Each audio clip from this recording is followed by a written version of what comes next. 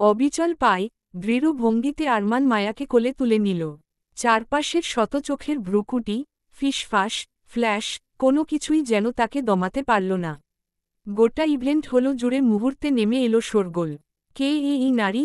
কেন বিয়ের আসরে কনের সাজে দুজন? যদিও মায়ার সাজকনের মতো নয়, কিন্তু ওকে আরমানের পাশে একজন বিয়ের কনে ছাড়া কিছুই মনে হচ্ছে না। হলে থাকা প্রতিটি মানুষের চোখে প্রশ্ন, কে আসল কনে? যে মেয়ে আরমানের কোলে, সে? নাকি যে মেয়ে লেহেঙ্গা পরে ব্রাইডাল সাজে দাঁড়িয়েছিল, সেই? ইভেন্ট হলের অন্য দরজা দিয়ে কয়েক মুহূর্ত আগেই ছুটে এসে ধাক্কা দিয়েছিল এই অচেতন নারীর গায়ে, সবাইকে চমকে দিয়ে একদম ব্রাইডাল সাজে। অথচ এখন তার সেই সাজের চাকচিক্য যেন ফিকে। আরমানের বাহুতে অচেতন মায়া, পরনে বিয়ের শাড়ি নয়, অথচ অপার এক সৌন্দর্যে মোড়া। গা জুড়ে সবুজ রঙা জামদানি, যার উপর সূক্ষ্ম গোল্ডেন সুতোর কাজ, ঝলমল করছে শরীর জুড়ে ডায়মন্ডের গয়না। চুল খোপা করে বাঁধা, তাতে গাথা গাজরার কোমল সুগন্ধ। চোখে সূক্ষ্ম কাজল রেখা, ঠোঁটে হালকা লিপস্টিক, হাতে এক হাত করে চুড়ি। এক অপার শ্রদ্ধা ও সৌন্দর্যের প্রতিচ্ছবি যেন সে, নির্জীব অথচ সম্মোহিত করে রাখা। আরমান নিজেও পরেছে গোল্ডেন রঙের শেরওয়ানি, যেন তারই জন্য তৈরি। মায়ার শাড়ির রঙে রঙে গাথা এক নিখুঁত সামঞ্জস্য। একসাথে জনকে দেখে মনে হচ্ছিল যেন দুটি চরিত্র উঠে এসেছে কোনো রাজকীয় কাহিনীর পাতা থেকে। নিঃসন্দেহে একে অপরের পরিপূরক। আরমানের মুখে কোনো আবেগ নেই, কেবল এক তীব্র গাম্ভীর্য। কোনো প্রশ্নের উত্তর নয়, কোনো ব্যাখ্যার প্রয়োজন নয়, শুধু নিজের বিশ্বাসে অটল হয়ে হাঁটছে সে, যেন পৃথিবীর সমস্ত কণ্ঠরোধ করে নিজের হৃদয়ের ভাষা সে নিজেই উচ্চারণ করছে। পিছনে দাঁড়িয়ে আছে মাইশা, চোখে হাহাকার, মুখে একরাশ অসহায়তা। গা ভরা ব্রাইডাল সাজ, ভারী মেকআপের নিচে চাপা পড়া এক বিপর্যস্ত মুখ। যে কেউ দেখলে বলবে, এই তো কনে। অথচ উপস্থিত জনতার চোখ আজ দ্বিধায় বিভ্রান্ত। তাদের চোখের ভাষায় প্রশ্ন, কে আসল কনে? সবকিছুকে ছাপিয়ে আজ এখানে সবচেয়ে উজ্জ্বল চিত্র, একজন গাম্ভীর্যভরা পুরুষ ও তার বাহুতে শুয়ে থাকা এক অপূর্ব নারী। বাকিরা যেন কেবল আবছা আলোর ছায়া। আরমান মায়াকে কোলে নিয়ে এগিয়ে গেল রেস্ট রুমের দিকে। ওকে রুমে নিয়ে গিয়ে শুইয়ে দিল বেডে। তারপর কল করল ওর জানাশোনা একজন ফিমেল ডক্টরকে, তারপর কল দিল আবিরকে সেই ডক্টরকে নিয়ে আসার জন্য। আরমান বসল মায়ার পাশে, একদৃষ্টিতে তাকিয়ে রইল মায়ার মুখের দিকে। এদিকে হলে হইচই শুরু হয়ে গেছে, ভেসে আসছে মিডিয়ার লোকের একের পর এক প্রশ্ন। হাজার হাজার মানুষ উপস্থিত আছে এখানে। সবাই বিভ্রান্ত মুখে কৌতূহলের ছাপ। আরমানের বাবা, চাচা, আয়ান সহ আরও ওদের কিছু কাছের মানুষ সকলকে শান্ত করার চেষ্টা করছে, বিশেষ করে মিডিয়ার লোকগুলোকে। ঠিক তখনই মাইকে ভেসে উঠল এক গম্ভীর, অথচ মার্জিত নারী কণ্ঠ। পুরো হলে মুহূর্তেই নেমে এলো নীরবতা। মিসেস সাবিনা বেগম হলের মাঝে দাঁড়িয়ে মাইক মুখের কাছে নিয়ে বললেন, আপনারা সবাই একটু শান্ত হন, প্লিজ। আমি সাবিনা বেগম, শাহরিয়ার পরিবারের বড় বউ এবং আরমান শাহরিয়ারের মা। আমরা খুবই দুঃখিত, আজকের এই গুরুত্বপূর্ণ দিনে একটি অনাকাঙ্ক্ষিত বিভ্রান্তি সৃষ্টি হয়েছে। তাই আপনাদের সামনে গোটা ঘটনা পরিষ্কার করে বলার প্রয়োজন মনে করছি। আমাদের আজকের কনে, মানে এই বিবাহ অনুষ্ঠানের জন্য যার সঙ্গে আমাদের পুত্র আরমানের বিয়ে ঠিক হয়েছে, তিনি হচ্ছেন মাইশা তালুকদার। ইতিমধ্যেই মাইশা উনার পাশে এসে দাঁড়িয়েছে। উনি শেষের কথাটা মাইশাকে এক হাতে জড়িয়ে ধরে বললেন। আবারও শোনো গেল উনার আওয়াজ, মাইশা একজন শিক্ষিতা ও সংস্কার সম্পন্ন মেয়ে। ওকেই আজকের কনে হিসেবে সাজানো হয়েছে, এবং সব প্রস্তুতি তার জন্যই ছিল। কিন্তু একটি ভুল বোঝাবুঝির কারণে মাইশার জায়গায় মায়া তালুকদার, যিনি মাইশার চাচাতো বোন, অনিচ্ছাকৃতভাবে কনের জায়গায় চলে আসে। ওর পরনে বিয়ের শাড়ি না থাকলেও হয়তো ওর সৌন্দর্য, গয়না এবং পরিবেশের চাপে সকলেই ধরে নিয়েছেন যে উনি এই কনে। ফলে অনেকেই ভুল করে ওকেই শুভেচ্ছা জানাতে শুরু করেন। আমার ছেলে আরমান, যেহেতু মায়া অসুস্থ হয়ে পড়েছিল, মানবিক দায়িত্ববোধ থেকে ওকে সাহায্য করেছে। কিন্তু এটাকে কোনো রকম ভিন্ন অর্থ দেওয়ার প্রয়োজন নেই। ঘটনাটা সম্পূর্ণ একটা দুর্ঘটনামূলক বিভ্রান্তি, এর পেছনে কোনো রহস্য নেই। আমি আপনাদের সবাইকে অনুরোধ করব, অযথা গুজব না ছড়িয়ে বরং আমাদের পাশে থাকুন, এবং এই বিয়েটিকে সুন্দরভাবে সম্পন্ন করতে সাহায্য করুন। মিডিয়ার কাছেও আমার বিনীত অনুরোধ, আপনারা বিষয়টি পজিটিভলি কভার করুন। আপনাদের মাধ্যমে এই ভুল বোঝাবুঝি যাতে অন্যভাবে ছড়িয়ে না পড়ে, সেটাই আমরা চাই। ধন্যবাদ সবাইকে। আশা করছি আপনারা আমাদের পরিবারের এই ছোট্ট ভুলকে ক্ষমাসুন্দর দৃষ্টিতে দেখবেন এবং আমাদের আনন্দঘন মুহূর্তকে অটুট রাখবেন। মাইক বন্ধ করার পরও মিসেস সাবিনার কণ্ঠের দৃঢ়তা আর স্পষ্টতা যেন পুরো হলে অনুরণন তুলল। কিছুটা স্তব্ধ, কিছুটা বোঝার চেষ্টা হলে উপস্থিত মানুষের চোখে এবার আর আগের মতো কৌতূহল নেই, বরং একটা ধীরে শান্ত হয়ে আসা আশ্বস্ত ভাব। কিন্তু অনেকের মুখেই হতাশার ছাপ, মায়া কনে নয় এটা শুনে। তারা নিজের মনের কোণে কোথাও একটু না অনেকটা আশা করেছিল যে মাই হচ্ছে বিয়ের কনে। এবার আরমানের ড্যাড মাইক হাতে নিয়ে বলল, আপনাদের সবাইকে আন্তরিক ধন্যবাদ ও কৃতজ্ঞতা জানাচ্ছি এই অনুষ্ঠানে উপস্থিত থাকার জন্য। যে ঘটনা কিছুক্ষণ আগে ঘটেছে সেটা অত্যন্ত অনাকাঙ্ক্ষিত এবং আকস্মিক ছিল। আমাদের পরিবারের একজন প্রিয় মানুষ হঠাৎ অসুস্থ হয়ে পড়ায় বিয়ের মূল আনুষ্ঠানিকতা কিছু সময়ের জন্য স্থগিত রাখা হয়েছে। তবে চিন্তার কিছু নেই, ওর চিকিৎসার ব্যবস্থা করা হয়েছে এবং আমরা আশা করছি খুব শীঘ্রই সবকিছু স্বাভাবিক হয়ে আসবে। এখন আপনারা অনুগ্রহ করে আতিথেয়তা গ্রহণ করুন, খাবার দাবার, গান বাজনা ও পরিবেশ উপভোগ করুন। এই ছোট্ট সময়ের অসুবিধার জন্য আমরা আন্তরিকভাবে দুঃখিত এবং আপনারা যে ভালোবাসা ও ধৈর্যের সঙ্গে আমাদের পাশে আছেন তাতে আমরা কৃতজ্ঞ। আমরা চাই আজকের দিনটা আনন্দময় থাকুক সবার জন্যই। খুব তাড়াতাড়ি বিয়ের অনুষ্ঠান শুরু হবে, ততক্ষণ আপনারা পার্টি এনজয়। ধন্যবাদ। এদিকে আবির ঝড়ের গতিতে গাড়ি ড্রাইভ করে ডক্টর নিয়ে এসেছে। ভাগ্য ভালো ছিল তাই ডক্টর তার চেম্বারেই ছিল এবং এখান থেকে তার চেম্বার পায়ে হেঁটে 5 মিনিটের পথ। ডক্টর চেকআপ করে জানালো সারাদিন খাওয়া দাওয়া না করায় প্রেশার ফল্ট করেছে। কিছু মেডিসিন লিখে দিলেন। আবির জানালো কিছু দিন আগেই মায়াকে হসপিটালে ভর্তি করা হয়েছিল দুর্বলতার জন্য। ডক্টর কথা শোনালেন, মায়ার শারীরিক অবস্থা জেনেও ওরা খেয়াল রাখেনি তাই কিছুক্ষণ পরেই জ্ঞান ফিরে আসবে মায়ার। ওর জ্ঞান ফিরলে যেন ওকে কিছু খাইয়ে মেডিসিনগুলো খাইয়ে দেয় এবং ডক্টর এটাও বললেন যে মায়াকে যেন একবার হাসপাতালে নিয়ে গিয়ে চেকআপ করাই। কিছু টেস্ট করা দরকার। মায়াকে দেখে কিছুটা সন্দেহ হল উনার। ডক্টরের মনোভাব বুঝে আরমান ও আবিরের মুখেও চিন্তার ছাপ পড়ল। আজ সারাদিন একটাও খাবার মুখে দেয়নি মায়া। শুধু এখানে আসার আগে 1 গ্লাস দুধ পান করেছিল ও। রুবি প্রতিদিন রাতে মায়াকে দুধ দিয়ে যায় খাওয়ার জন্য। সেই মায়ার হসপিটাল থেকে বাড়ি আসার পর থেকে আজও তার ব্যতিক্রম হয়নি। আরমানের বাড়ির সবাই হাজির হয়েছে ওই রুমে। আবির গেল ডক্টরকে দিয়ে আসতে এবং মেডিসিনগুলো আনতে। আরমানের মা আরমানকে উদ্দেশ্য করে বলল, তুমি ওই মেয়েকে নিয়ে এতটা বাড়াবাড়ি না করলেও পারতে আরমান। এতে প্রতিটা মানুষের সামনে আমাদের এবং মাইশা বেটাকে ছোট হতে হল। আরমান কোনো উত্তর দিল না। মাইশা বলল, হ্যাঁ মম। আর উনাকে জিজ্ঞাসা করো উনি আমার লেহেঙ্গার সাথে ম্যাচিং শেরওয়ানিটা পরেনি কেন? আর উনার পাশে মায়া কেন এলো? ওখানে তো আমার থাকার কথা ছিল। আরমান বিরক্ত গলায় বলল, মম তুমি খুব ভালো করেই জানো আমি ওই ধরনের রঙের ড্রেস পরতে পছন্দ করি না। এখন এসব বাদ দাও তো, ভালো লাগছে না আমার। আরমানের ড্যাড বলল, আরে এইসব এখন থাক, চলো আগে রেজিস্ট্রির কাজগুলো সেরে নিই। অনেক দেরি হয়ে গেছে এমনিতেই। মিসেস সাবিনা বেগম, হ্যাঁ চলো। এসো আরমান আব্বু। মাইশা বেটা তুমি রাগ করো না। আসলে সত্যিই আরমান ওই কালারের ড্রেস পছন্দ করে না। মাইশা, ঠিক আছে মম। আঞ্জুমা বেগম, বলছি কি তোমরা সবাই যাও।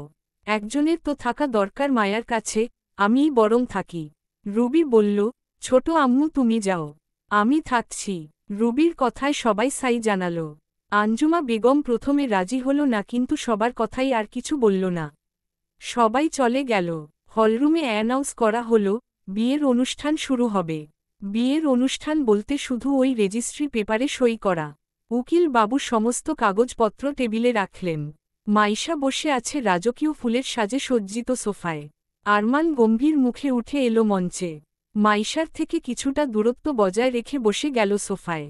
হল রুমে থাকা প্রতিটি ব্যক্তির দৃষ্টি এখন ওদের দিকে। প্রতিটা ফটোগ্রাফার ও মিডিয়ার লোকেরা ছবি ভিডিও করতে ব্যস্ত। উকিল বাবু মাইশার দিকে পেপার এগিয়ে দিল। মাইশা ফুল দিয়ে সাজানো থালা থেকে সুন্দর ডিজাইনের পেনটা তুলে নিল। তাকালো একবার ওর মায়ের দিকে। মুখে বিশ্ব জয়ের হাসি। ধীরে ধীরে সই করে দিল উকিল বাবুর দেখানো জায়গাতে। মাইশার সই করা হয়ে গেলে উকিল বাবু পেপার নিয়ে আরমানের দিকে এগিয়ে দিল। আরমান তাকালো একবার আয়ানের দিকে। আয়ানের মুখে কোনো অনুভূতি নেই, যেন পাষাণ হয়ে দাঁড়িয়ে আছে। আরমানের দিকে মাইশা পেনটা হাসি মুখে এগিয়ে দিল। আরমান সেটাকে উপেক্ষা করে উকিলের কাছে থাকা পেনটা নিয়ে সই করতে শুরু করল। সই প্রায় শেষের দিকে, কিন্তু তখনই একটা আওয়াজে থমকে গেল চারিপাশ। তুই বিবাহিত হয়েও আবার কিভাবে বিয়ে করতে পারিস আরমান? এই বিয়ে হবে না। আবিরের বলা কথাটি বাড়ি খেলো হলো রুমের দেওয়ালে দেওয়ালে। সবার কানে বারে বারে প্রতিধ্বনিত হল যেন। এই একটা কথাই যথেষ্ট ছিল পুরো হলো রুমকে স্তব্ধ করার জন্য। মিসেস সাবিনা বেগম গম্ভীর গলায় বললেন, আবির, এই কথাটা এখন না বললেও হতো। আবির, না আন্টি, এই কথাটা বলার সঠিক সময় হচ্ছে এটা। তাই না বললে হবে না। সবাই স্তব্ধ হয়ে দাঁড়িয়ে আছে। কি হচ্ছে বুঝতে পারছে।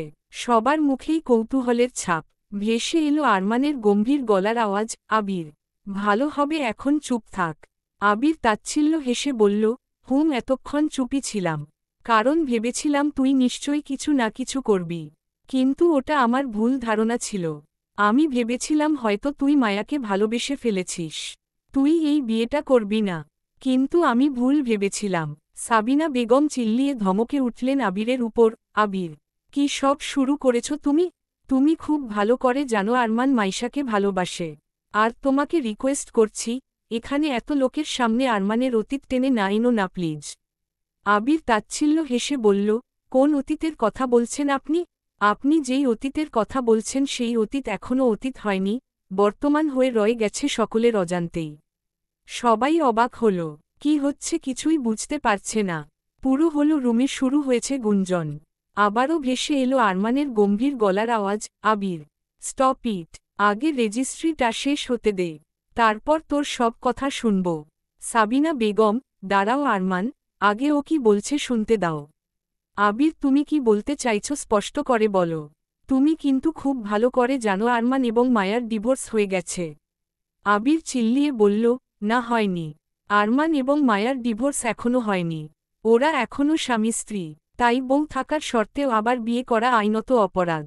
এই কথাটাই যথেষ্ট ছিল পুরো হলো রুমে ঝড় তোলার জন্য। কিসের অতীত, কিসের ডিভোর্স, কিছুই বুঝতে পারছে না কেউ। কিন্তু আরমানের পরিবারের সবার মাথায় যেন আকাশ ভেঙে পড়ল। সবার জানা মতে ওদের ডিভোর্স হয়ে গেছে। কিন্তু এখন আবিরের এমন কথা বিশ্বাস হচ্ছে না। আরমান আবিরের কথায় পাত্তা না দিয়ে সই করতে শুরু করল। আবির আরমানকে সই করতে দেখে রাগে এগিয়ে গেল পেপারটা কেড়ে নেওয়ার জন্য, কিন্তু আরমানের ইশারায় কিছু গার্ড এসে আবিরকে ধরে ফেলল। আবির রাগে চিল্লিয়ে বলল, আরমান, তুই এটা করতে পারিস না। মায়াকে নিয়ে খেলতে পারিস না তুই। আমি তোর এই কদিনের ব্যবহার দেখে ভেবেছিলাম তুই মায়াকে ভালোবেসে ফেলেছিল, কিন্তু না। তুই খেলেছিস মায়াকে নিয়ে, আর এখনও খেলছিল না। আবিরের কোনো কথায় পাত্তা দিল না আরমান।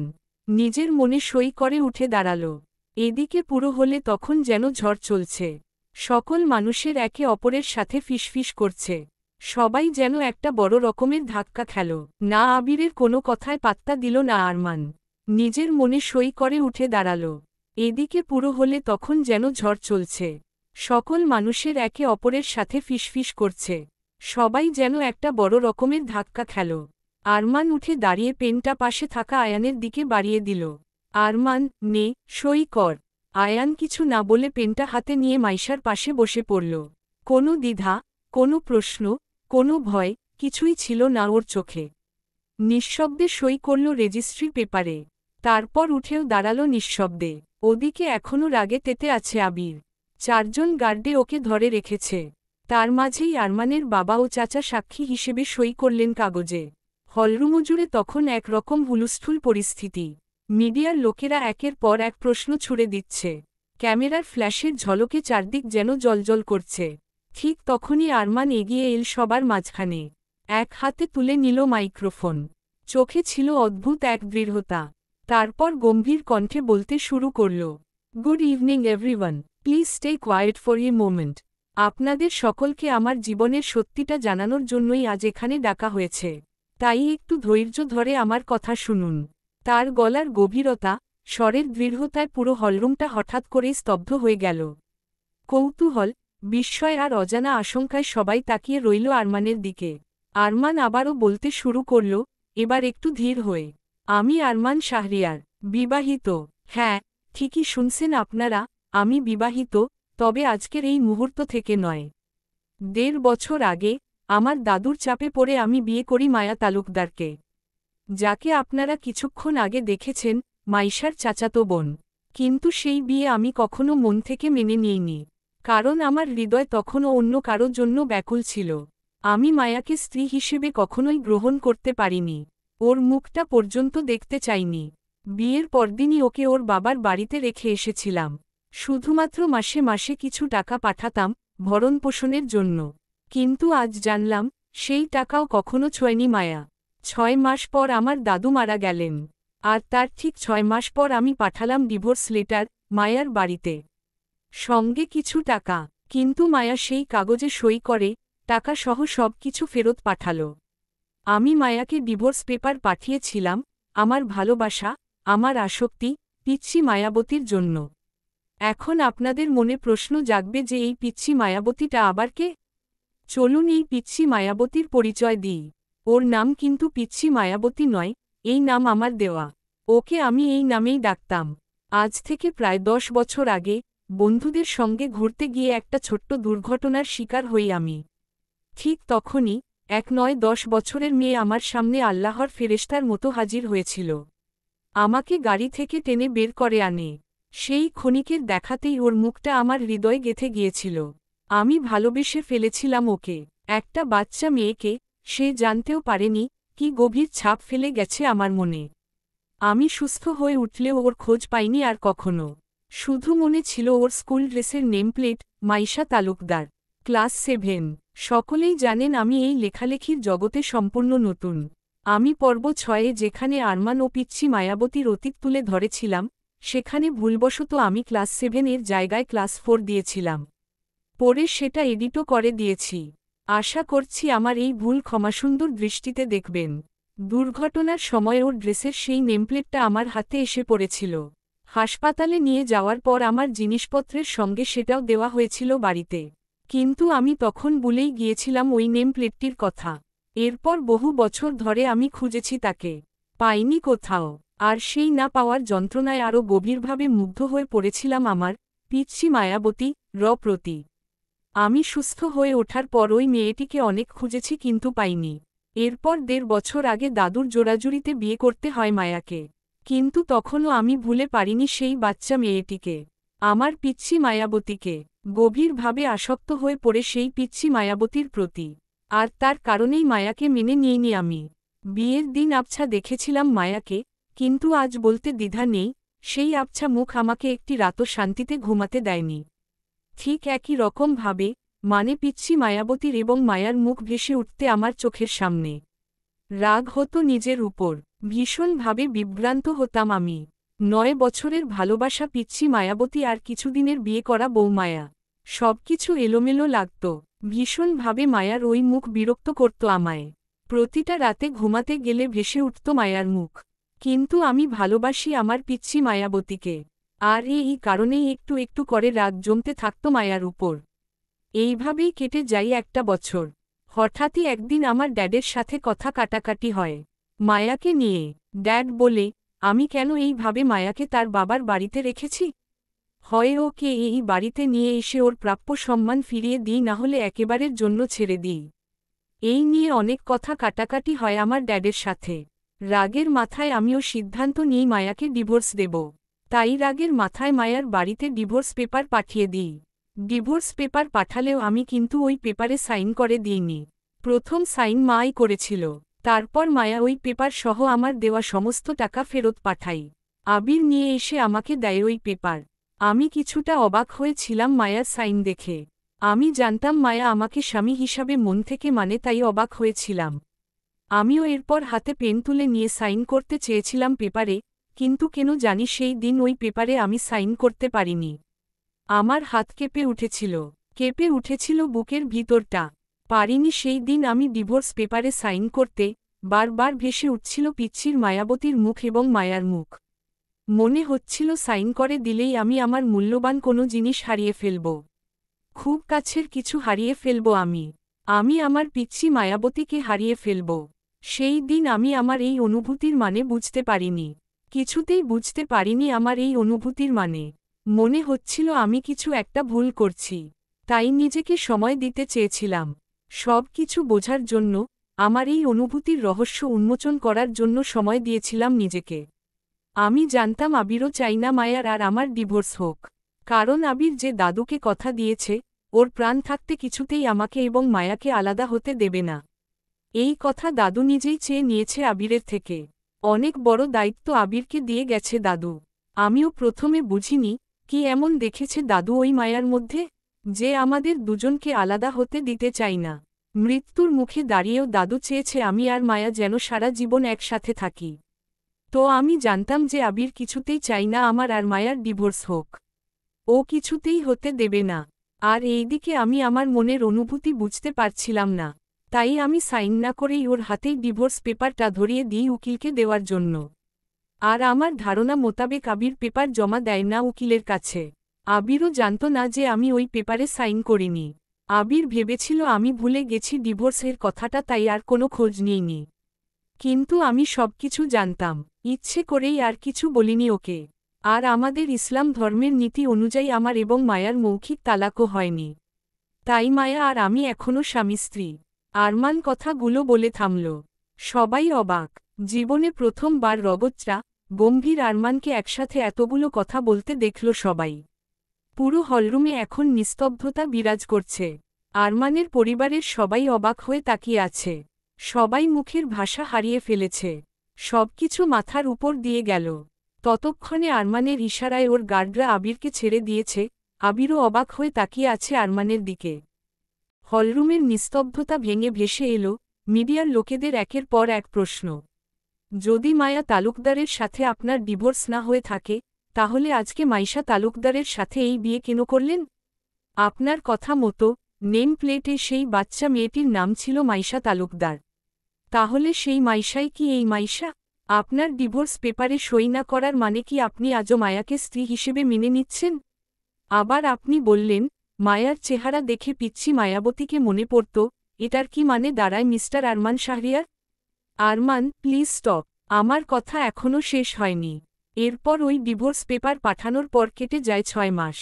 আমি তখনও খোঁজ চালাতে থাকি আমার পিচ্ছি মায়াবতীর। মানে সেই নেমপ্লেট অনুযায়ী মাইশার খোঁজ করতে থাকি। এরপর হঠাৎই একদিন অপ্রত্যাশিতভাবে দেখা হয় মায়ার সাথে। মায়ার বাবার অসুস্থতার জন্য হাসপাতালে ভর্তি ছিল।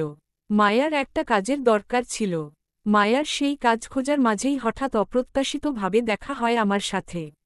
মায়া আমার স্ত্রী হয়ে অন্য কোথাও কাজ করবে সেটা আমি মেনে নিতে পারিনি। এটা আমার আত্মসম্মানে আঘাত করে। জোর করে অধিকার খাটাই মায়ার উপর। তাই রাগের বসে আমি নিষ্ঠুর হয়ে মায়াকে আমার বাড়ির মেয়েদের কাজ দিই। অসহায় মায়া বাবাকে সুস্থ করে তোলার জন্য সেই কাজই করতে রাজি হয়ে যাই। কথাগুলো বলে আরমান একটা দীর্ঘশ্বাস ছাড়ে। যেন এই দীর্ঘশ্বাস বোঝাতে চাইছে ও ভুল করেছে, ভুল বুঝেছে। আরমান আবারও বলতে শুরু করল, এরপর মায়া আমাদের বাড়িতে থেকেই মেয়েদের কাজ শুরু করে। আর আমি মায়ার হাত দিয়েই খুঁজে পাই সেই নেমপ্লেট। ওটা আমাদের বাড়িতেই ছিল, যেটা প্রথম মায়ার হাতেই পড়ে। এরপর আমি ওই নেমপ্লেট দিয়েই খুঁজে বের করি মাইশাকে। হ্যাঁ, ওই নেমপ্লেটের মাইশাই আজকের বিয়ের সাজে মঞ্চে দাঁড়িয়ে থাকা মাইশা। আমি মাইশাকে খুঁজে পাওয়ার পর, ওকে দেখার পরও আমার সেই পিচ্ছি মায়াবতী হিসাবে মেনে নিতে পারিনি। কারণ মাইশার সাথে সেই বাচ্চা মেয়েটির আমি কোনো মিল পাইনি। অথচ এর আগে আমি যতবার মায়ার কাছাকাছি গিয়েছি ততবার মনে হয়েছি যে পিচ্ছি মায়াবতী আমার কাছেই আছে। সেই অনুভূতি আমি মায়ার মধ্যে পেয়েছি, যেটা পিচ্ছি মায়াবতীর মধ্যে পেয়েছিলাম। তাই আমি মাইশাকে মেনে নিতে পারিনি সেই পিচ্ছি মায়াবতী হিসাবে। কিন্তু হঠাৎই আমার কিছু বুঝে ওঠার আগেই আমার মম মাইশাকে আমাদের বাড়ি নিয়ে চলে আসে। কারণ আমার পরিবারের সবাই জানত সেই পিচ্ছি মায়াবতীর কথা। মমও খোঁজ রেখেছিল সব বিষয়ে। মমো জানতে পারে মাইশার কথা, আর মাইশাকে নিয়ে হাজির হয় আমাদের বাড়িতে। আর তারপর শুরু করে এই বিয়ের আয়োজন। কিন্তু এরই মাঝে মাইশার আচার আচরণের মাধ্যমে আমি বুঝতে পারি মাইশা সেই মেয়ে নয়। হঠাৎই একদিন খুব কাছ থেকে দেখি মায়াকে, মায়ার 2 চোখ, ওর কাছাকাছি আসার অনুভূতি, প্রথম থেকে সবকিছু ভেবে আমার সন্দেহ হয়। এবার আমি খোঁজ করতে শুরু করি মায়ার বিষয়ে। আর আমার ধারণা মিলে যায়। মাই আমার পিচ্ছি মায়াবতী, আমার ভালোবাসা, আমার অর্ধাঙ্গিনী, যাকে আমি ডিভোর্স দিতে গিয়েও দিতে পারিনি। মায়ার স্কুলে খোঁজ লাগিয়ে জানতে পারি যে 10 বছর আগে মায়ারই স্কুল থেকে ঘুরতে নিয়ে যাওয়া হয়েছিল দার্জিলিং। আর মধ্যবিত্ত পরিবারের মায়া, তার বাবার আর্থিক দিক থেকে সচ্ছল ছিল না, কিন্তু তার তুলনায় মাইশার বাবা ছিল আর্থিক দিক থেকে সচ্ছল। স্কুল থেকে ঘুরতে নিয়ে গেলে মায়ার কাছে নতুন স্কুল ড্রেস ছিল না, তাই চাচাতো বোনের থেকে স্কুল ড্রেস চেয়ে নিয়ে ওটা পরেই ঘুরতে যাই। সেদিন মৃত্যুর মুখ থেকেই মাই আমাকে ফিরিয়ে এনেছিল, আর এটা আমার দাদুও জানত। দাদু মায়ার খোঁজ আমার আগেই পেয়ে গিয়েছিল, আর তাই দাদু জোরাজুরি করে আমার সাথে মায়ার বিয়ে দিয়েছিল, কিন্তু কখনো কাউকে জানাইনি যে মাই সেই মেয়ে। দাদু চেয়েছিল আমি নিজেই তাকে চিনে নিই। দাদু যখন শেষ নিঃশ্বাস ত্যাগ করেন তখন জানাতে চেয়েছিল আমাকে এই বিষয়টা, কিন্তু দুর্ভাগ্যবশত সেটা আর হয়নি। আমি সেই সময় বিজনেসের কাজে বিদেশে ছিলাম, তাই দাদু আমার জন্য একটা চিঠি রেখে গিয়েছিল সকলের অজান্তে। সেই চিঠিও আমি মায়ার হাত দ্বারার পেয়েছিলাম। মায়া যেই ছোট বাক্সটা আমার হাতে তুলে দিয়েছিল, ওটাতেই ছিল সেই নেম প্লেট সহ দাদুর রেখে যাওয়া চিঠি, যেটা আমার চোখে প্রথমে পড়েনি। সব কিছু জানার পর সেই নেম প্লেট বাক্স থেকে আবারও বের করতে গিয়ে আমার চোখে পড়ে ওই চিঠিটি, এবং তা থেকেই আমার কাছে স্পষ্ট হয় সবকিছু। আর ওই নেম প্লেট অনুযায়ী আমার ভুল ধারণা ছিল যে আমার প্রাণ বাঁচানো ওই মেয়েটি মাইশা। আর ওই নেম প্লেট ধরেই আমি পৌঁছায় মাইশার কাছে, আর সাথে আমার মমরও। মিসেস মুঞ্জিলা বেগম মানে মাইশার মা মিথ্যা বলে আমার মমকে। মম সব ঘটনা খুলে বললে উনি বলেন সেদিন উনার মেয়ে মাইশাই ছিল ওখানে। আর আমার জানামতে মুঞ্জিলা বেগমি মাইশাকেও ভুল বুঝায়। মাইশাকে লোভ দেখিয়ে রাজি করাই উনার এই নোংরা খেলায় নামতে দাঁড়ি। মিসেস মুঞ্জিলা বেগম প্রতারণা করে আমাদের সাথে। কি ঠিক বললাম তো মিসেস মুঞ্জিলা বেগম? আরমান শেষের কথাটি মিসেস মুঞ্জিলা বেগমের উদ্দেশ্যে বলল। হলো রুমের প্রত্যেকটা ব্যক্তি থমকে গিয়েছে, বিশেষ করে আরমানের পরিবারের সবাই। সবাই বিস্ময়ের চরম সীমায় পৌঁছে গেছে। কারোর মুখে কথা নেই, কিন্তু মিসেস মুঞ্জিলা বেগমের মুখে ঘাবড়ে যাওয়ার চিহ্ন। উনি কি বলবেন বুঝতে পারছে না। সবার উৎসুক দৃষ্টি এখন উনার দিকে। মিসেস মুঞ্জিলা বেগম, না, মিথ্যা কথা, আমি কিচ্ছু জানতাম না। আরমানের মা আমাদের নিয়ে আসে উনার ছেলের সাথে আমার মেয়ের বিয়ে দেবে এই প্রতিশ্রুতি দিয়ে। দেখো আরমান বাবা, এখন তুমি একদম কথা ঘুরাবে না। আমার মেয়ের সাথে তোমার কিন্তু বিয়ে হয়ে গেছে।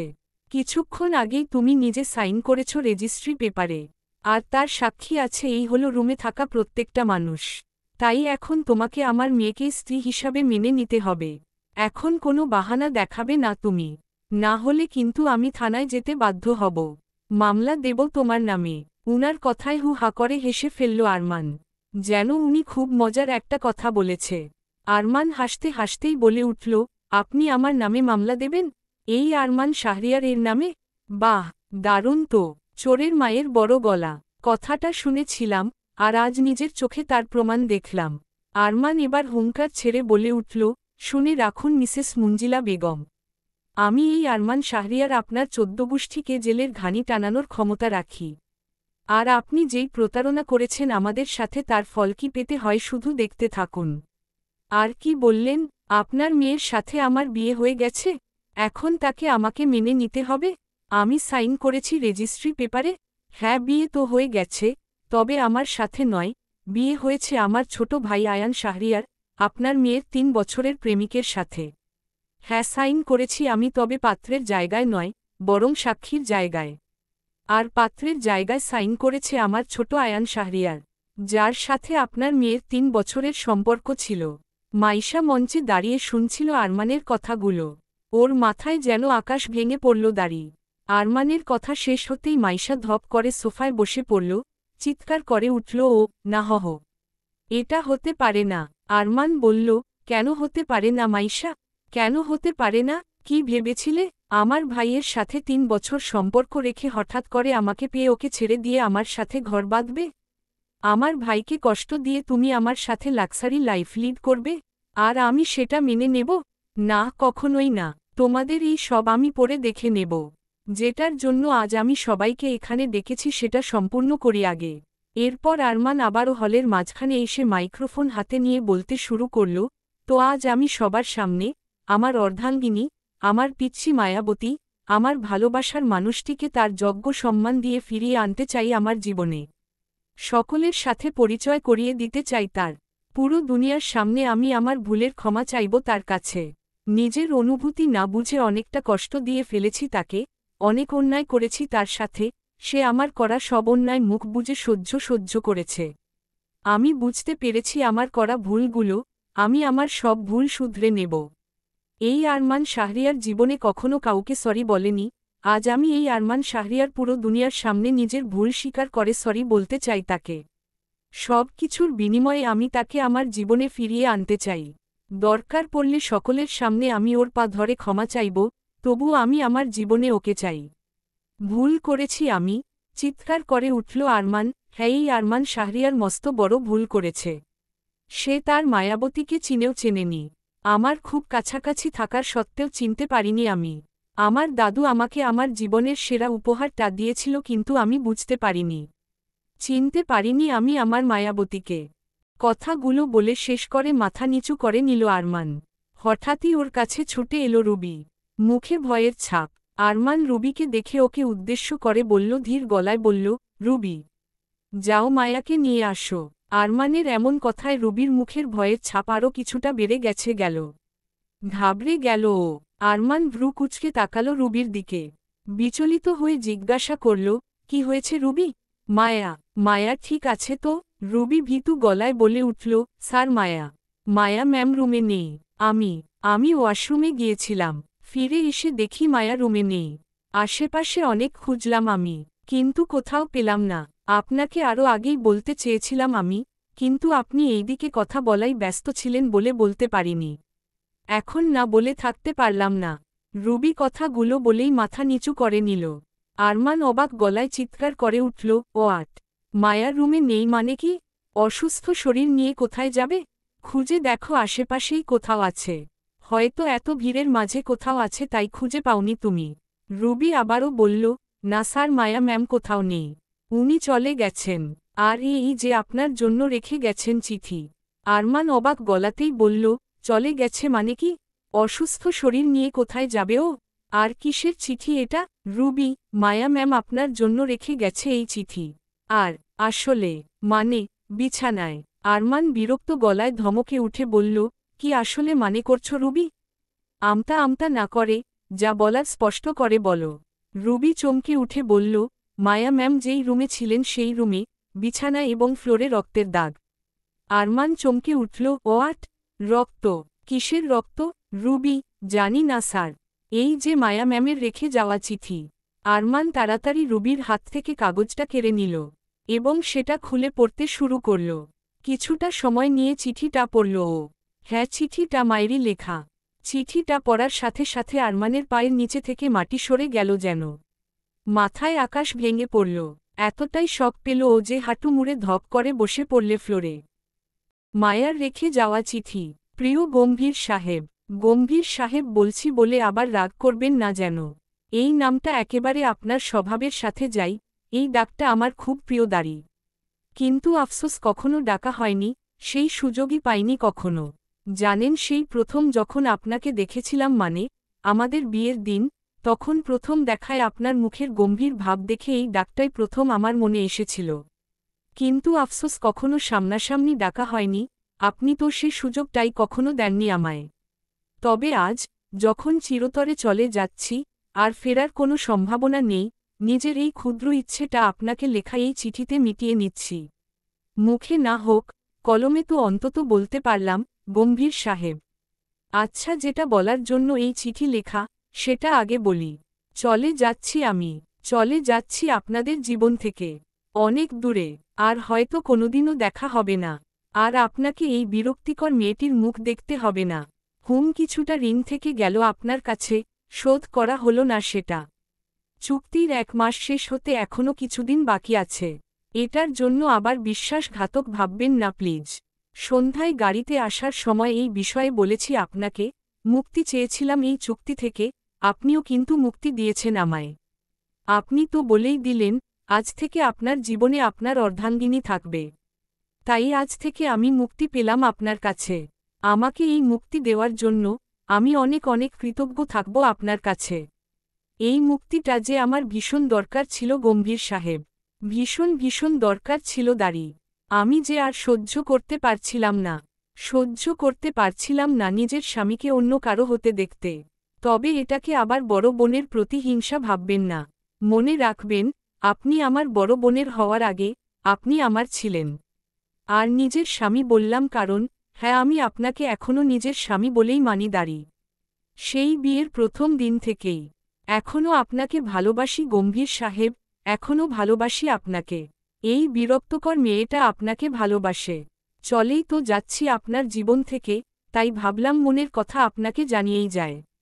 এতে আমার হৃদয়ের ভার কিছুটা হালকা হবে। জানেন গম্ভীর সাহেব, অনেক চেষ্টা করেছি আপনাকে ভুলে যাওয়ার, কিন্তু পারিনি। অনেক ভেবেছি আপনাকে ভুলে নিজের জীবনে এগিয়ে যাব, কিন্তু পারিনি। আপনাতেই থমকে গেছিল আমার জীবন। হয়তো আপনার চোখে বা এই দুনিয়ায় চোখের আমার এই ভালোবাসা অন্যায়, কারণ আমাদের যে কাগজে কলমে ডিভোর্স হয়ে গেছে। তবে আমার চোখে আমার এই ভালোবাসা এখনও বৈধ, অন্যায় নয়। কারণ আমরা যে ইসলাম ধর্মের নীতি মেনে, কালেমা পড়ে, আল্লাহকে সাক্ষী রেখে 3 কবুল বলেছিলাম। ইসলামিক শরিয়াহ মতে, কেবল তালাকনামায় স্বাক্ষর করলেই তালাক কার্যকর হয় না, যদি না এর সঙ্গে নিয়ত ও স্পষ্ট উচ্চারণ থাকে। তাই এখনও আমি আপনাকে নিজের স্বামী বলে মানি। ভালোবাসি আপনাকেই গম্ভীর সাহেব। আপনার অনেক অবহেলার পরও আপনার জন্য আমার হৃদয়ে থাকা ভালোবাসা মুছে ফেলতে পারিনি, হয়তো 3 কবুলের জোরেই। জানেন গম্ভীর সাহেব, যেদিন আপনি আমাদের বাড়িতে ডিভোর্স পেপার পাঠালেন, বলে বোঝাতে পারব না সেদিন কতটা কষ্ট হয়েছিল। তবুও সাইন করে দিয়েছিলাম আপনার কথা ভেবে। এতে যদি আপনি খুশি থাকেন তাহলে তাই সয়। জানেন গম্ভীর সাহেব, যখন আমি সাইনগুলো করছিলাম তখন মনে হচ্ছিল, আমার হৃদয়টা কেউ হাত দিয়ে টেনে ছিঁড়ে বাইরে বের করে নিচ্ছে। তবুও সাইন করেছিলাম, আপনার ভালো থাকার কথা ভেবে। আমি চাইলেই কিন্তু ডিভোর্সের আগে আমাদের বিয়ের কথা ফাঁস করে দিতে পারতাম। গোটা দুনিয়াবাসীকে জানিয়ে দিতাম পারতাম। আর এতে আপনি আমাকে আপনার স্ত্রীর অধিকার দিতে বাধ্য হতেন দাঁড়ি। কিন্তু আমি তো আপনার কাছে ভালোবাসা চেয়েছি ভালোবেসে আমাকে স্ত্রীর অধিকার দিন, ভালোবাসে আপন করে নিন। আপনাকে বাধ্য করতে চাইনি। আবির ভাইয়া বলেছিল আমাকে এমন করতে, আবির ভাইয়া আমাকে সব রকমের সাহায্য করতে চেয়েছিল এই বিষয়ে। কিন্তু আমি রাজি হয়নি। এতে যে আপনার ক্ষতি হবে গম্ভীর সাহেব, এতে যে আপনার সম্মানহানি হবে। আর যাকে ভালোবাসি তার এত বড় ক্ষতি কিভাবে করতে পারি? তার থেকে বরং ভালো থাক ভালোবাসার মানুষটি। সে যেভাবে ভালো থাকতে চাই ভালো থাক। ভালোবাসা মানেই তো নিজের কষ্ট হলেও ভালোবাসার মানুষটিকে ভালো রাখা। তাই আমার কষ্ট হলেও সাইন করেছিলাম আপনার পাঠানো ডিভোর্স পেপারে। তারপর অনেক চেষ্টা করেছি আপনাকে ভুলে এগিয়ে যাব নিজের জীবনে, কিন্তু পারিনি। কারণ ওই যে হৃদয় ছিল 3 কবুলের বাস। এরপর হঠাৎই অপ্রত্যাশিতভাবে আবারও দেখা হয়ে গেল আপনার সাথে দাঁড়ি। আপনাকে এমন জায়গায় দেখব কখনো কল্পনাও করিনি। রাগের মাথায় অনেক কিছু বলেছিলাম। রাগের মাথায় নিজেকেও অনেকটা ছোট করেছিলাম আপনার সামনে দাঁড়িয়ে। যাক গে, সে সব কথা থাক। তবে আমি সত্যিই ভীষণভাবে কৃতজ্ঞ আপনার কাছে গম্ভীর সাহেব, আমাকে ওই নোংরা জায়গা থেকে বের করে আনার জন্য। হাজার ধন্যবাদ দিলেও কম হয়ে যাবে। ওই ঋণ আমি কোনো দিনও শোধ করতে পারব না। সেই রাতে নিজের কুমারিত্ব হারিয়েছিলাম, তবে আল্লাহর কাছে লাখ লাখ শুকরিয়া যে মানুষটি আমার স্বামী ছিল। এরপর শুরু হয় আপনার কাছাকাছি থাকা দাঁড়ি। এতে আমার হৃদয়ে চাপা পড়া ভালোবাসা, আসক্তি আবারও জেগে ওঠে। আপনার হাজার অপমান, কটূক্তিও পারেনি আপনার জন্য আমার হৃদয়ে ঘৃণা সৃষ্টি করতে। কারণ আপনার দেওয়া কষ্টগুলোর গভীরতার চেয়ে আমার হৃদয়ে থাকা ভালোবাসার গভীরতা বেশি ছিল। তবে ভাববেন না যে আমার ভালোবাসা জাহির করে আপনার থেকে সহানুভূতি পেতে চাইছি। এই ধরনের মেয়ে আমি নয়। শুধু হৃদয়ের ভার কমানোর জন্য কথাগুলো আপনাকে জানিয়ে রাখলাম গম্ভীর সাহেব। আমি জানি এই চিঠি যখন আপনার হাতে পড়বে তখন আপনি হয়তো আমার বড় বোনের হয়ে যাবেন। থাক, অনেক কিছু বলে ফেলেছি দাঁড়ি। শেষে একটাই চাওয়া, মাঝে মাঝে হয়তো আমিও আপনার সাথে খারাপ ব্যবহার করে ফেলেছি রাগের মাথায় দাঁড়ি। তার জন্য মন থেকে সরি। শেষবারের মতো ক্ষমা করে দেবেন এই বিরক্তিকর মেয়েটাকে। ভালোবাসি গম্ভীর সাহেব দাঁড়ি। কোনোদিন আসব না আমার এই ভালোবাসার দাবি নিয়ে। ভালো থাকা ভালোবাসা। ইতি। আপনার অপ্রিয়, আপনার ভাষায় প্রাক্তন স্ত্রী। আবির চিঠিটা পড়ে সেই করতেই চারিদিকে নীরবতা ছড়িয়ে পড়ল। সবাই মুখের ভাষা হারিয়ে ফেলেছে। দুজনেই ভালোবেসেছে একে অপরকে, তবে তা খুব গোপনে। একজন গোপন রেখেছে অভিমানে, আর একজন গোপন রেখেছে নিজের অনুভূতিতে নিজেই বিভ্রান্ত হয়ে। হ্যাঁ, আরমান কষ্ট দিয়েছে মায়াকে, তবে ওর দেওয়া প্রতিটি আঘাতের পিছনে কোনো না কোনো কারণ ছিল। আচ্ছা, ও কি খুব বেশি আঘাত দিয়ে ফেলল মায়াকে? ও তো ভেবেছিল ওর করা ভুলগুলোর জন্য সকলের সামনে ক্ষমা চেয়ে মায়াকে আপন করে নেবে। কোনো কিছুর পরোয়া না করা আরমান তো কই আজ নিজের ব্যক্তিত্বর কথা ভাবেনি। পুরো দুনিয়াবাসীর সামনে মায়াকে পাওয়ার জন্য মায়ার সামনে মাথা নত করতে রাজি ছিল ও। কিন্তু এমনটা কেন করল মায়া? ভুলে বুঝে কেন এইভাবে দূরে সরে গেল ও? না, এখন এই সব ভাবার সময় নেই। খুব বেশি দেরি হওয়ার আগে খুঁজে বের করতে হবে মায়াকে। এত অল্প সময়ের মধ্যে খুব বেশি দূরে হয়তো মায়া যেতে পারবে না।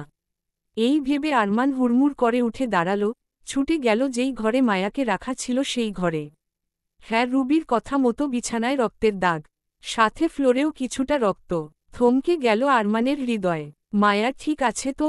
এই রক্ত কিসের রক্ত? অজানা আশঙ্কায় বুকের ভিতরটা কেঁপে উঠল আরমানের।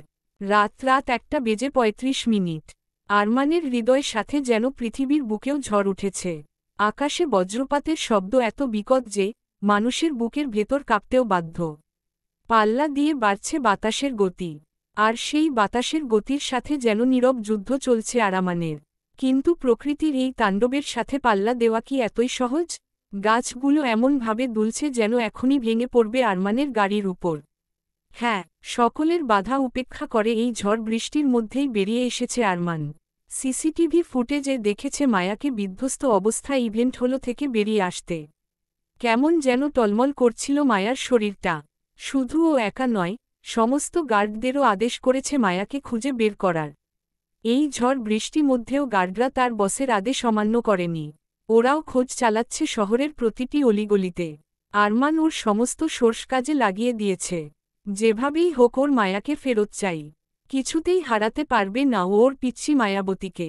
আবিরও বসে নেই, ও নিজেও বেরিয়েছে মায়াকে খুঁজতে। আবিরও নিজের বোনের মতো ভালোবাসে ওকে।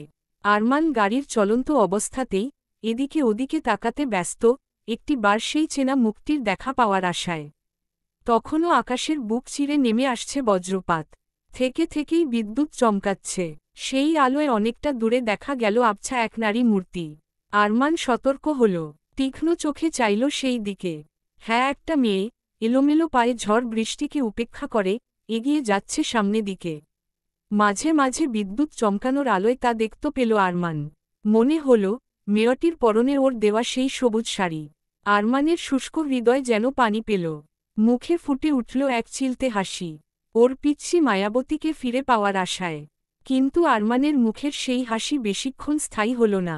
হঠাৎই এক বিকট আওয়াজে বজ্রপাত পড়ল আরমানের গাড়ির কিছুটা সামনে একটা গাছের উপর। সাথে সাথে গাছটি দুই ভাগ হয়ে পড়ে গেল রাস্তার উপর। আরমান খুব জোরে ব্রেক কষে গাড়ি থামিয়ে দিল। পুরো রাস্তা বন্ধ হয়ে গেছে। হঠাৎ যেন ওর আর মায়ার মাঝে এই বিশাল বড় গাছটা দেওয়াল হয়ে দাঁড়িয়ে গেল। আর এই দেওয়ালের জন্যই ওর মায়াকে দেখতে পাচ্ছে না আর। প্রকৃতিও যেন চাইছে না আরমান আর মায়া এক হোক। এই প্রকৃতিকেও আরমানের নিজের শত্রু মনে হচ্ছে এখন। আরমান তাড়াহুড়ো করে নেমে পড়ল গাড়ি থেকে। সাথে সাথে বৃষ্টির ফোঁটাগুলো ভিজাতে শুরু করল আরমানের শরীরটাকে। আরমান এসবের উপেক্ষা করে গাছের ডালপালা আর পাতার ফাঁকফোকর দিয়ে বেরিয়ে গেল প্রকৃতির সৃষ্টি করা দেওয়াল মধ্যে দিয়ে। এরপরই সামনের দৃশ্য দেখে আরমানের হৃদয় কেঁপে উঠল। ঠান্ডা হয়ে গেল বুকের ভিতরটা। এই বৃষ্টির মধ্যেও আরমান দেখতে পেল একটা বিশাল বড় লরি এগিয়ে আসছে মায়ার দিকে। আর মায়া ঠিক রাস্তার মাঝখানে লরিটার সোজাসুজি দাঁড়িয়ে আছে, মাথা চেপে ধরে। মায়া যেন এই দুনিয়াতে নেই। এই দৃশ্য দেখে আরমানের মাথার ভিতরটা ফাঁকা হয়ে গেল যেন।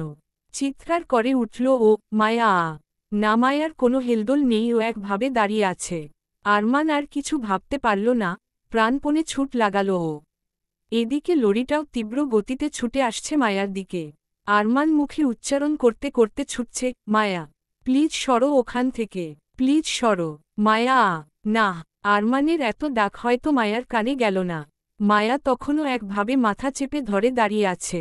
আরমানের এই ছোটার মাঝে বাতাসের গতি আর পায়ের নিচে পানি, কতবার যে হোঁচট খেয়ে পড়ল তার হিসাব নেই। কিন্তু এই সবকিছুর উপেক্ষা করে আরমান আবারও দাঁড়িয়ে ছুটে চলেছে। হ্যাঁ, সম্ভব হল। লরিটির আগেই আরমান পৌঁছে গেল মায়ার কাছে।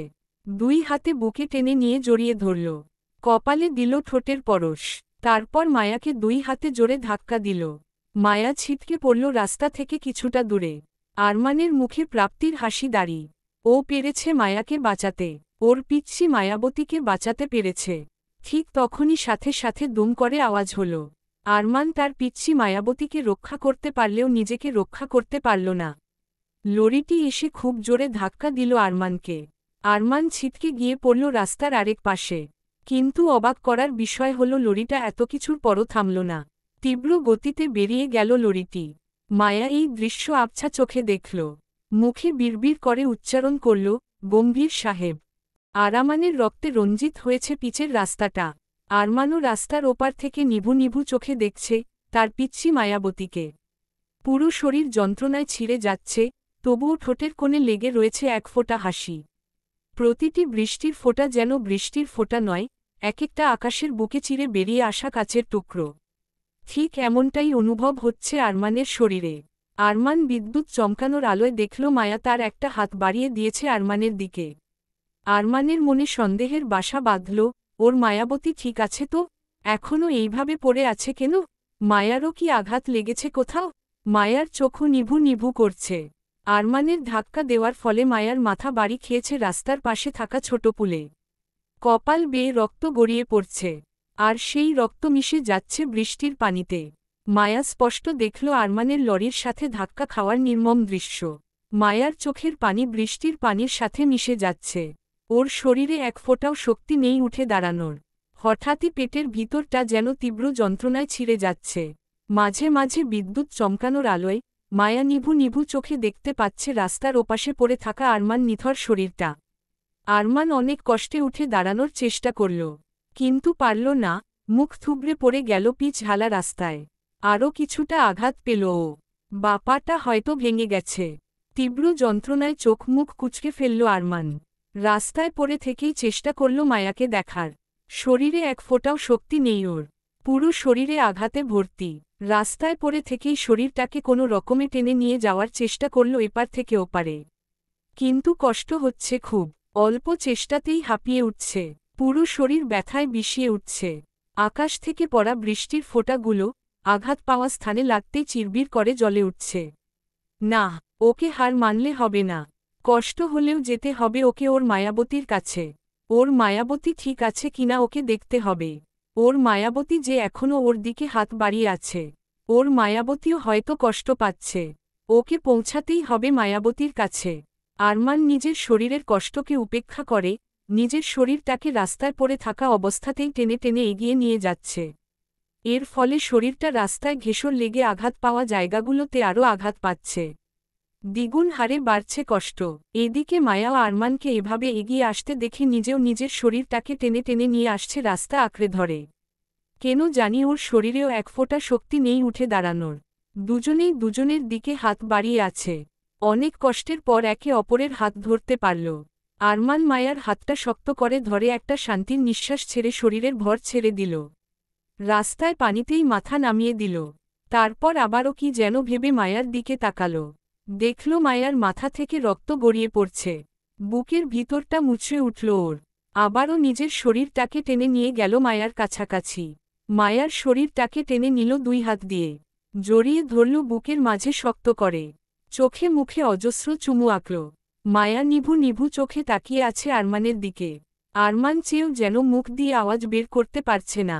তবুও কোনো রকমে মুখ থেকে বের করল, আমি কি তোমায় পেয়েও হারালাম মায়াবতী? কেন বুঝলে না আমাকে একটু? আর একটু কেন অপেক্ষা করলে না তুমি আমাকে? কি আরে একটা সুযোগ দেওয়া যেত না? কথা বলতে কষ্ট হচ্ছে খুব মায়াবতী।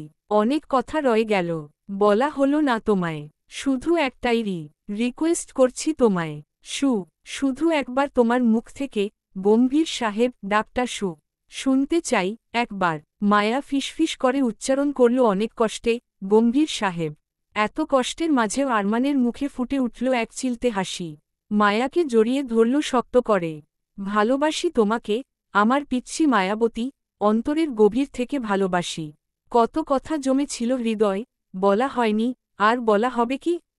আজ, যখন সবকিছু ফাঁকা হয়ে যাচ্ছে, তখন তোমাকে জানাতে এসেছি, তোমার জন্যই ছিল আমার প্রতিটা নিঃশ্বাস, তুমিই ছিলে আমার গল্পের শুরু। তবে কি শেষটাও তোমার নামেই হবে? বলো মায়াবতী, আমাদের গল্পটা কি সত্যি এখানেই শেষ? না কোনো উত্তর এলো না মায়ার তরফ থেকে। কিভাবে আসবে? মায়া যে আরমানের বুকেই জ্ঞান হারিয়েছে।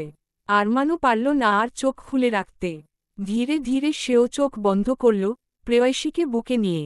বিকট আওয়াজে বজ্রপাত হল কাছে কোথাও। বৃষ্টির বেগ বাড়তেই থাকল, আর এই বৃষ্টির পানিতেই রাস্তায় পড়ে থাকল দুটো জ্ঞানহীন নিথর দেহ। শাহরিয়ার পরিবারটা যেন একেবারে ভেঙে পড়ছে, আর ভাঙ্গবেই নাই বা কেন। বাড়ির প্রধান খুঁটিটাই যে নড়ে উঠেছে। হাসপাতালের উপর নিচ দুই ওটিতে চিকিৎসা চলছে মায়া আর আরমানের। মায়া আছে নিচের তলায়, আর ঠিক তার উপর তলার ওটিতে আছে আরমান। মায়ার বাঁচার গ্যারান্টি দিতে পারলেও আরমানের বাঁচার চান্স 100%, এর মধ্যে 10%। অনেকটা দেরি করে ফেলেছে পেশেন্টকে হাসপাতালে আনতে, যার ফলে অনেকটা রক্ত বেরিয়ে গেছে শরীর থেকে। অনেক আঘাত পেয়েছে আরমান। আর মায়ার শরীরে নাকি এক ভয়ঙ্কর ড্রাগস পাওয়া গেছে। আরও অবাক করা বিষয় হল মায়া নাকি প্রেগন্যান্ট ছিল, কিন্তু ড্রাগসের প্রভাবে মিসক্যারেজ হয়েছে। এই খবর একমাত্র আবির আর ছোট আম্মু ছাড়া কেউ জানে না। একমাত্র এই দুজনই মায়ার ওটির সামনে বসে আছে। আবির ছোট আম্মুকে বারণ করেছে এখন বাকি সবাইকে এই বিষয়টা জানাতে। ওরাও ভীষণ রকমের অবাক হয়েছে, কিন্তু এখন কোনো কিছু ভাবার পরিস্থিতি নেই। ওরাও একবার করে ঘুরে আসছে উপর তলা থেকে। বাকিরাও একবার করে এসে খোঁজ নিচ্ছে মায়ার। বাকিরা বলতে সামিরা, আরমানের বাবা, চাচা, আয়ান এরাই। বাড়ির সবাই ভীষণভাবে ভেঙে পড়েছে। আরমানের মা তো বারে বারে সেন্সলেস হয়ে যাচ্ছে ছেলের এমন অবস্থা দেখে।